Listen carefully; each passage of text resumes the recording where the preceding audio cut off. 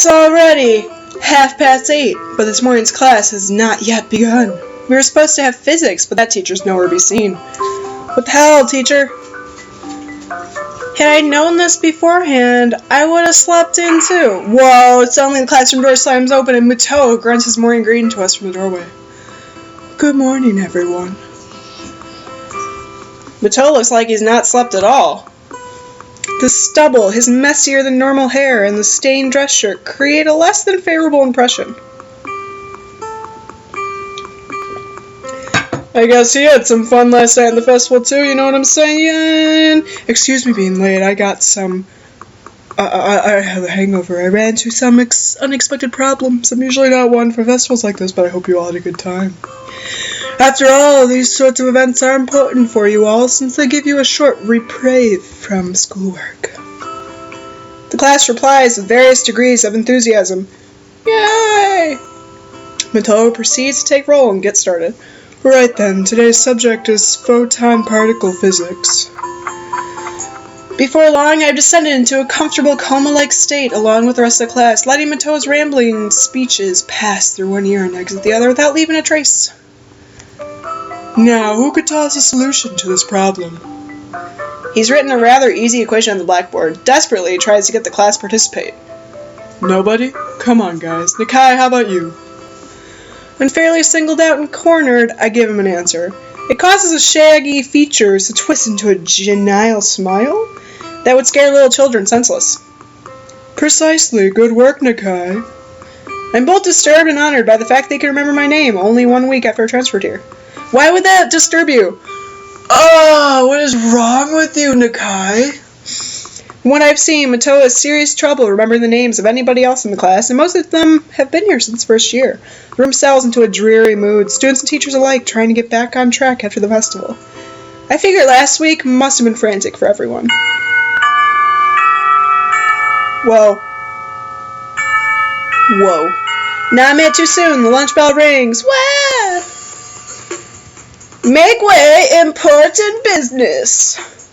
I turn my head just in time to see other people scatter out of the way as someone charges from the far end of the corridor towards the stairwell. It's too late to realize that I'm standing in the middle of the corridor, directly in front of the way of the oncoming human projectile. I try to skip back towards the doorway. Unfortunately, the person running towards me dodges in the same direction. In the following fraction of a second, several things come to mind in sequence, yet almost simultaneously. First, collision course with me is Emmy. Second, I realized that I rolled 10. I could feel almost comfortable if not for the reflexive panic and terror. Third, Emmy seems to be carrying a foot-tall stack of papers while running in the hallway. She crashes into me, but at least the impact was grazing one of my arm this time. Owie! Why does this always happen to me? Gee, I wonder...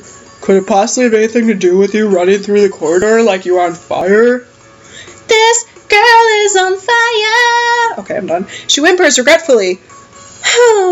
Looking like a hurt puppy. The sight makes me regret my snappish comment the very instant emergent from my lips. But I was in a hurry. Oh, I can tell. Sorry. Don't worry about it. Emmy wails weakly one last time. Wah! And rubs her forehead as if to expel the ache while her gaze sweeps over the hallway. As she notices her neat stack of papers spread all over the floor in one big mess, she lets out a horrified yelp. Ah, the printouts! Oh no, what am I going to do? Teacher will give me hell if they get dirty. They're probably fine. Let's gather them back up. Won't be a problem. We quickly round up the papers, and Emmy tries to sort the scattered pile in her hands back into the orderly stack it was. Where are you going? Nowhere in particular, I guess. Didn't want to be left alone with Muto in the classroom. I think he has a hangover. Gee, what gave you that impression? Have you eaten lunch? Not yet. I'm not really hungry. She looks at me incredulously, as if doubting my sanity for letting such a thing out of my mouth. You should go to the roof. I promised Rin I would eat lunch with her. I bet she'd like company. Winky face. Uh-oh. My lunches with Rin have been remarkably unsuccessful. I know where this conversation is going, and it's not hard to get drawn along, so I have little choice but to play ball. Okay, I'll go pick up some bread or something first. Emmy smiles brightly before I say anything further. No, I'll go and deliver these super quick and then go buy lunch for us. And Rin too, of course. What kind of bread do you like? Well, it's fine, you really don't need to. Don't worry, it's alright. Consider an apology. I'll be back before you know it. Well, that's what I'm worried about. Don't get into another accident. Emmy starts walking down the hall, but since she's still talking to me, she isn't watching where she's going. I won't. Famous last words. She's already jogging down the stairs as she shouts that not-so-reassuring promise back to me. Sighing quietly, I start plodding along in her wake, but instead of taking the stairs down, I climb upwards. The stairwell up to the roof is unlit and just as creepy as it was before. The door squeaks weakly in protest as I push it open. Where? Rin is there too, like Emmy said, lying on her back at the other end of the pebble-covered rooftop for some reason. Predicting something unnecessarily strange again, I walk up to her as slowly as possible. Oh, hello. She sounds very drowsy as she says that, stretching the end of the word with a slurred voice. Despite that, her eyes are wide open. I look down at her, my shadow overlapping her face. Hey, what you doing? He sure has a way with women. My golly, I am... Oh, swoon, Hisao, just swoon. Rin raises an eyebrow. I thought you had a heart problem, not an eye problem. Ha ha! She answers, challenging the rationale of my perfectly valid question without even tilting her head to look at me. Rin's smart-ass comments are infuriating. The worst is, I'm not sure if she's doing it on purpose or not. Alright then, well let me rephrase. Why are you lying on your back on rooftop? She gives me a lazy shrug and sniffs dismissively. I'm trying to experience. People probably don't do this enough. Well, what exactly are you trying to experience here? I can't tell, but there's probably a reason people don't do, well, whatever. She's playing dodgeball with me again, answering my attempt at small talk with riddles, and I don't want to puzzle out. But I don't want to ignore her either. Oh, so conflicted! Yeah, but the reason is that everyone's too busy with their lives to pay attention to the really important things. Well, like watching the sky? She tears her gaze away from the sky and finally looks straight at me. The penetrating deepness of her eyes once she focuses them on something is startling. You know, if you were a girl, I would be able to see your panties. Well, if I was a girl, I wouldn't come as close to anyone who tried to sneak a peek at my panties. I have that much common sense. I wouldn't either, but sometimes it can't be avoided. Like now, for example. Tell you the truth, I don't even really want to peek at your panties, though. Underpants are the soul of a girl. You shouldn't peek at someone's soul, even if you are not a girl. Well, as a guy, I guess I can understand that. To us, there's some sort of half-mythical object that we can't quite comprehend. I mean, are they even real? What are panties? Yeah, that's exactly how I think about them, too. What a coincidence. It really is. So, did you have world history in the morning class? I skipped class. To do this? Well, I'm not exactly doing what it looks like I'm doing, or at least I think that what I am doing doesn't look like what I look like, but from your perspective, probably. Yeah, I skipped class to do this. Well, I guess whatever your reason is as good as any. Giving in the tired feeling in my legs, I sit down on the roof next to Rin. Pebbles are not the most comfortable bed in the world, but if she can stand it, I should probably be able to as well. What are you waiting for? Huh? Try it. I bend my neck backwards to take a look at where she's looking. The silvery blue sky dotted by herds of cloud sheep fill my vision entirely. Oh, while it's pretty, the view is nothing special, even though the weather is fair. I give a shrug, trying my best to imitate the nonchalant manner which Rin seems to have evolved to perfection, and lie down on my back. The stones poke at my back through my thin shirt whenever I shift my weight even a little, forcing me to keep as still as possible. I try to ignore the discomfort and myself, and instead concentrate on the vastness over us. Far above, the summer clouds drift soundlessly across the dome of the sky. Neither of us have anything more to say, thus silence covers the rooftop. Subdued noises of students on their lunch breaks, cicadas in the trees, and traffic buzzing past the school are humming pleasantly somewhere in the background. Listen, I had a great time yesterday. Did you? Well, I'll be honest now, but it was aight. It's probably the longest time I've ever sat in one place without doing anything, which is kind of impressive. Try and make it sound as convincing as possible. Is that impressive? Oh, I think it is. I'm usually too restless to do anything. I think I had a good time too. Cloud passes above us, casting its shadow on the school. How rude! A chill surges through me from the sudden change of sunlight to shade. I realize summer is not in its full bloom quite yet. The only measure of time passing is the slow pace of the clouds moving towards the town.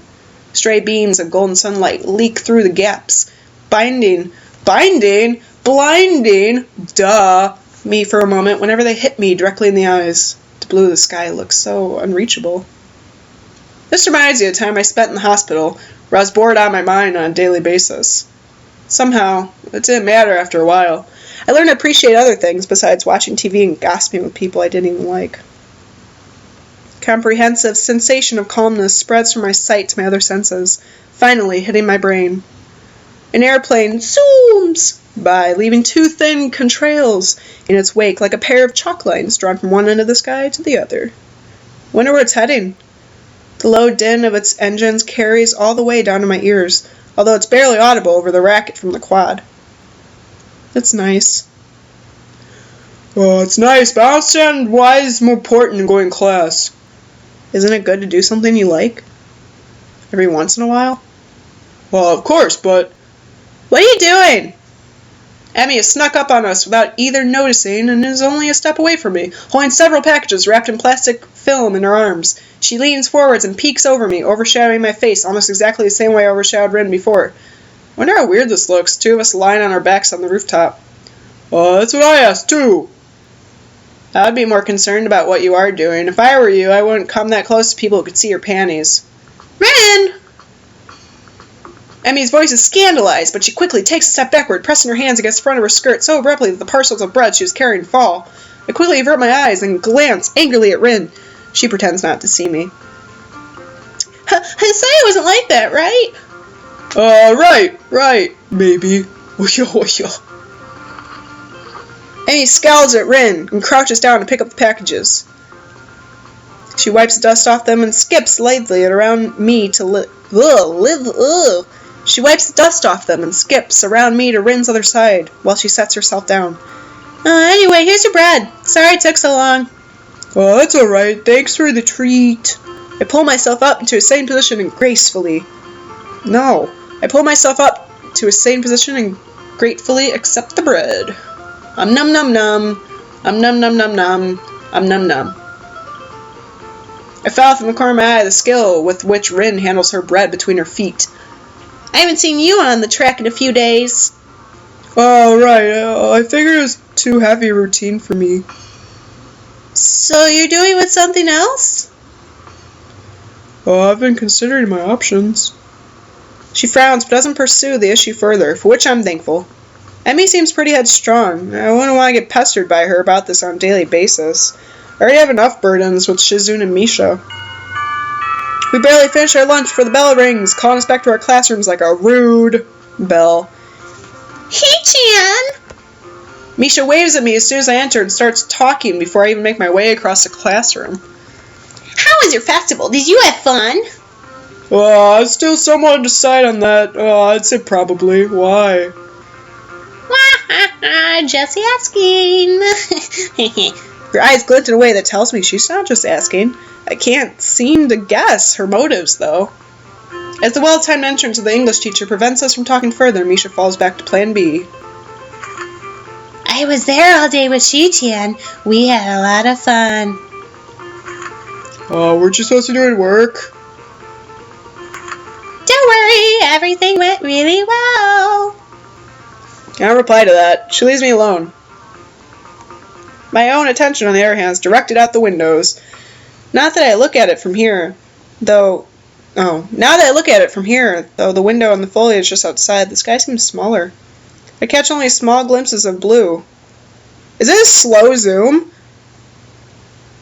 Or is that just my eyes? No, we're slow zooming in! Oh, so magical! What experience did Rin want out of staring at the sky? Surely she did it before, everyone has. It's no use trying to guess her mind. I look at the scribbles appearing on the blackboard, trying to figure out their meaning with a little success. English is not my favorite. We have a strong dislike for each other. I'm Hisao.